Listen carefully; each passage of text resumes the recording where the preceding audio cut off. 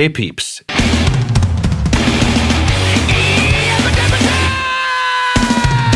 Let's jump into how I make my Slayer videos. So how to sound like Slayer. Here's the session. There's a dog barking outside. It's 8:30 p.m. I don't know what's happening to that dog. Anyway, I love them puppies. I have a cat.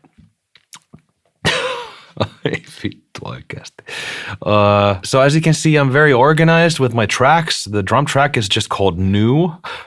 I don't know why. I think it's because these sounds have changed and evolved so much throughout the years. And I figured I'd call it New because it was a new drum sound that I experimented with the Flintstones cover, Yabba Dabba Doo, right? Let's find it. Yabba Dabba Doo! Yabba Dabba Doo! Yep. I used Steven Slay drums on this one. So we have the Deluxe 2 Nu Metal preset. Ooh, Nu Metal, what?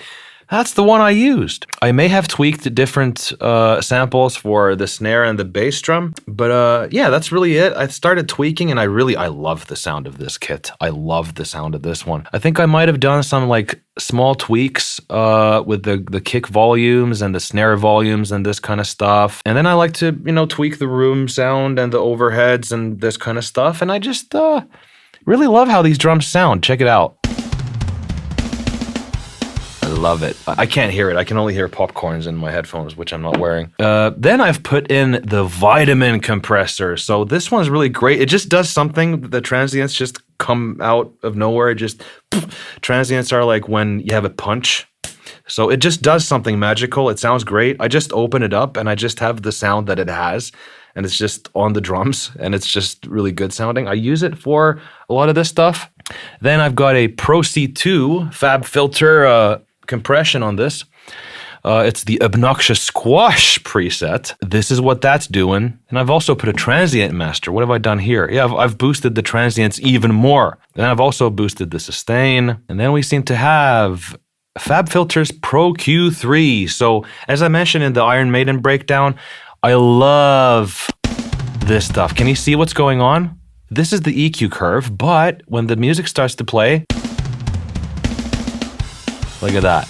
The frequencies adjust according to when they come in. So I've done some kind of a low kind of a dip with the EQ, and whenever that frequency kicks in, it kind of squishes it down a little bit. It's sort of like a kind of a limiter sort of a thing. It's like multiband compressing. And it's super cool. I've also done it with the low mids for some reason. Maybe to do with the snare that comes in. Really simple settings for this. Last but not least, we have just some other separate Pro Q3. I don't know. Something here that I didn't like. So it just comes down to your ears, as I've said many times. Like using your ears is like how you hear the other band. It's like, okay, I try to recreate that. You're using your ears, training your ears to just like understand what you're hearing better. Sorry, Pepsi Max right here, like always. I love to get juiced.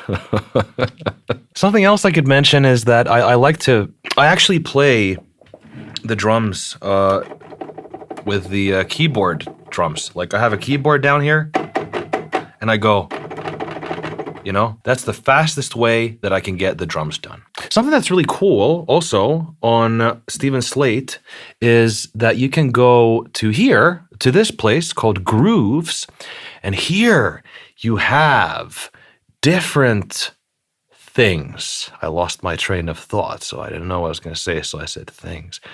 And you can find different grooves, so different beats.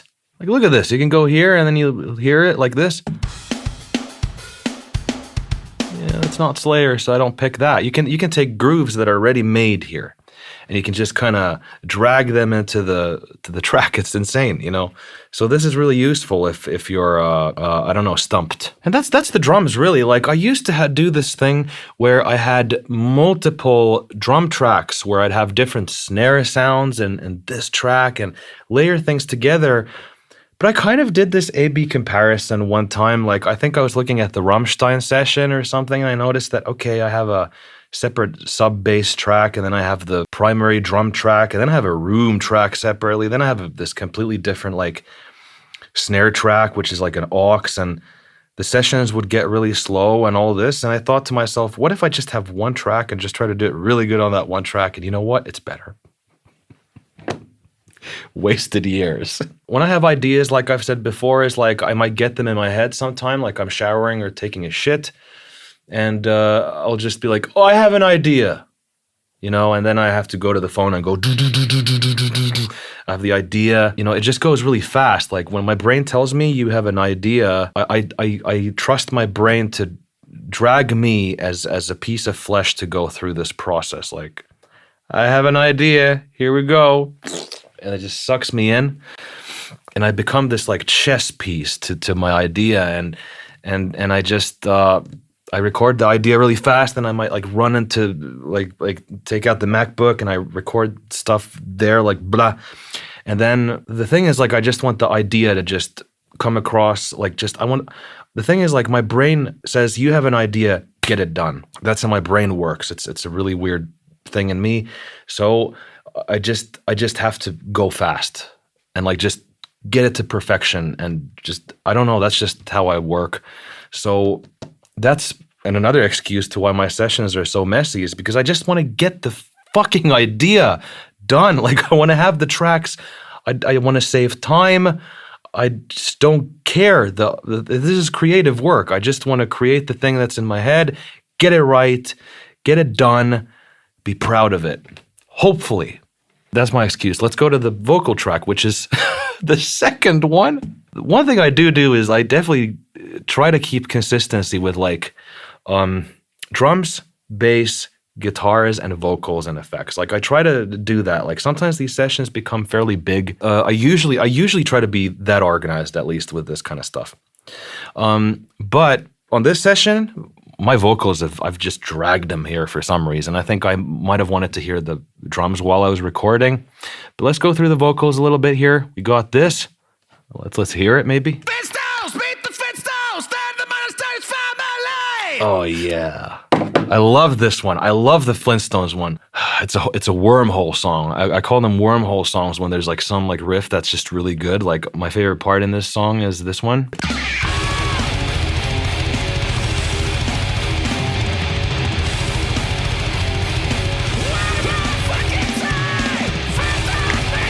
Ah, love it. Oh, this was a good one. Anyway, yeah, cool vocal stuff. So I don't know. I just go, you know, Slayer or whatever, and then I get to it. That was not a good take. And like I said last time, I use the Empirical Labs Distressor as a hardware unit to do a bit of compression first. And then I usually dump in a Pro C2 anyway as well to do additional compression. I've taken some kind of a preset called Punchy Vocals, and I've put it here, maybe done some small tweaks. And then I've put the saturation knob on this one. I love this thing. This is like awesome. I've just put a little bit of saturation. It gives it a little bit of distortion. Kept it on neutral. Really, really fun and crispy sound. And again, like I've said many times in the past, is I just put the reverbs straight in as an insert. I don't do auxes or anything. I just, the computer handles it great, and you just save time, I think, if you have a lot of different reverbs on different instruments. And I don't, to my knowledge, Pro Tools does not have... No, I'm going to finish the sentence. Pro Tools, to my knowledge, does not have an automatic, like, reverb aux system like some DAWs do. So on the reverb, I used the vocal to mix glue preset. I don't think I did any other adjustments other than just like mixing the mix to 11%. Then we have a Pro Q3. Holy moly, what's wrong with me? Whoa, what in the world? Well, one thing to note is that my Neve 1073 preamp is a very mid-heavy preamp. And I don't use the EQs on it anymore because they create noise. I do it all through the DAW, which is really nice, of course. But yeah, I've just taken a ton of mids out, so much of this crap. And then I also have little dips in certain frequencies that get taken out as I sing. There might be certain harmonics and certain consonants or vowels.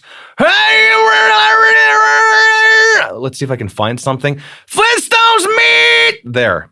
Flintstones meet the Flintstones. You can probably even hear it through this.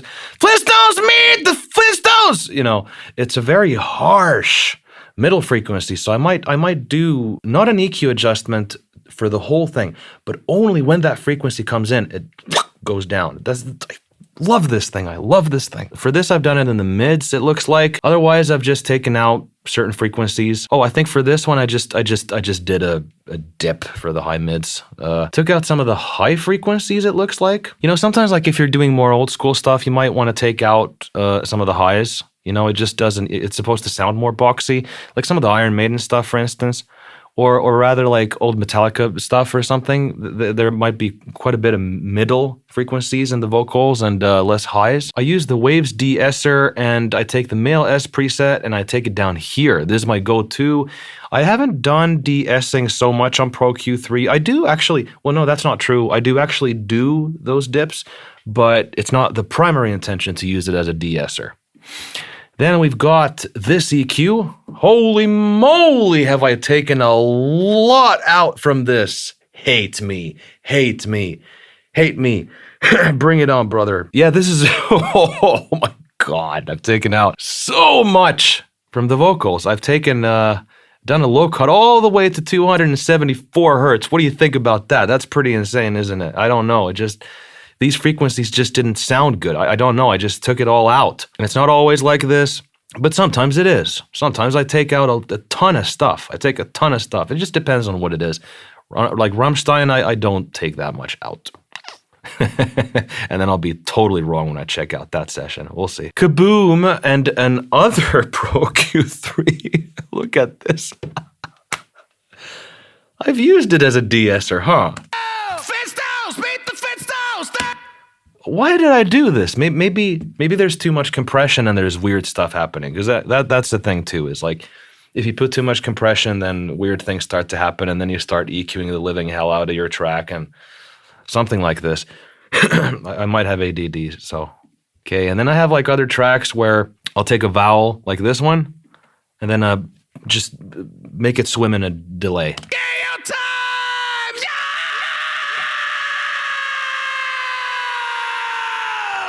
Yeah. So that one is, oh yeah, the Waves Hybrid Line 1. I love this, H-Delay. I also love their H-Comp compressor. Haven't used that in a long time though. But for this one, default preset it looks like. And then I've just made the wet very high on this one. Oh, and I've done some small adjustments, I think, on the low pass and high pass. It's nice, sometimes it makes it less mucky. Then we have another vocal. I think it's pretty much the same settings, except that I've like taken down the volume a notch and done some small things, possibly, for when the verse kicks in. Okay, then we've got the bass. Check it out, it says bass. I hope there's nothing like too inappropriate in one of these tracks, like pants or something. Let's hear the bass. Okay, here's a little mixing thing that I like to do. I like to cut out a part of the bass. Well, this is not like a prime example, but I like to do this thing is like right before like a heavy riff comes in or a chorus. I like to cut out the bass like right before it, and then it comes again. And it sounds ridiculous when you listen to it on solo, but when you hear it in the mix, it's cool. So I'm gonna do something like this. Check it out, like that. It's fun. It's so fun. You Spin Me Right Round, that one with Rammstein was a really cool one, or well, the System of a Down ones, of course. I got to do that every time on a System of a Down one. Okay, the bass, we have Guitar Rig 5. And like always, my Guitar Rig 5 presets, the guitar sounds, are on Patreon. You can go down to the link below to find my presets that I use, and they work on Guitar Rig 5 and 6 and 7. Check them out if you want to. They're down below. What the? Why do I have 2 amps? That's freaking weird. I don't know what's wrong with me, but I have 2. Oh, well, I turned it off. That's great. Hey, maybe this works. New idea. See, sometimes you get new ideas. And it's like, hey, I'll try to put 2 bass pros at once. Who cares? Let's see if it sounds good now. Oh, grindcore. Yeah, I'll keep that in mind. Okay, so this one, maxed out the volume, maxed out the gain, maxed out the drive, and had these kinds of settings. I just tweak this stuff. It's the picked bass 2 preset, and I've tweaked it from there. Then we have an EQ here. I've taken out a lot of mids here, taken out a lot of low mids too.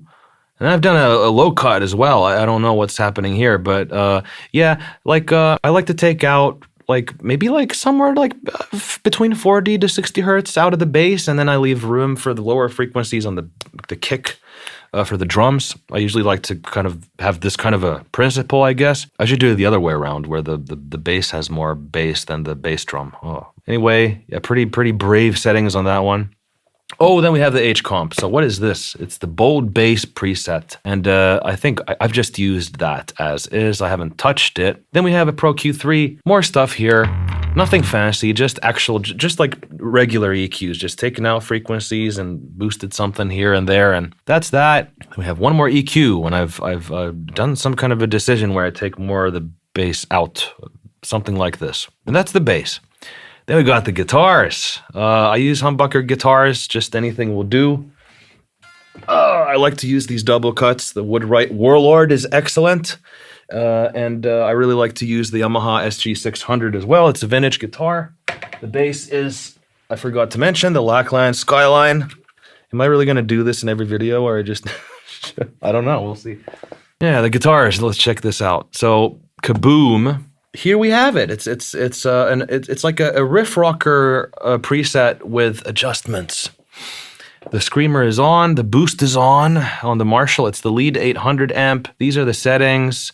That's the matched cab I use. Oh, I'm actually using a different cab. It's the ultrasonic cab. Then we look at the Pro Q3. So here we have an EQ matched guitar sound. So, okay, the Slayer tone has evolved and changed a lot throughout the years, just like the Rammstein one or the Korn one or whatever. And man, I don't know what I did. Was I kind of going back to the roots, or was I trying to go more modern on this one? I think this was more back to the roots of like what the Beat It guitar tone was like, I believe. And this one, EQ match. So if you download the isolated guitar track from like a Slayer album, for instance, you download the isolated guitar track, and then you take that audio and take it to Pro Tools and let Pro Q3 analyze it. It's going to snag all the frequencies accurately from the studio recording, so you can slap it in to your guitar track, and it'll sound amazing. It's really cool.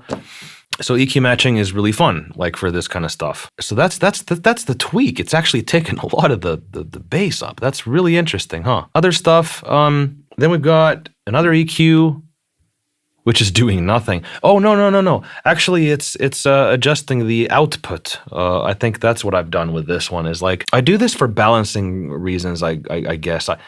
Oh man, I can't even explain. I do different things. Like sometimes I take two guitar tracks and I put them into a group, and I move the volume down as a group. But sometimes there's situations when I do it through the EQ, and then I've done this for so long that I don't even remember why I do that, but I've done it. Next. Sorry, I don't remember, guys. I'm so sorry. Sorry, dudes. Okay, then, whoa. We've got a reverb for this one. It's the acoustic guitar studio reverb. That's what I used for the Slayer one. Oh my goodness. I put the mix to 22%, it looks like, and that's the reverb. Then another Pro Q3 EQ, I've taken out lows and high mids, it seems like. These are modeled after Rain and Blood, so the left and right guitar tracks sound completely different, actually. So I've actually EQ matched and adjusted.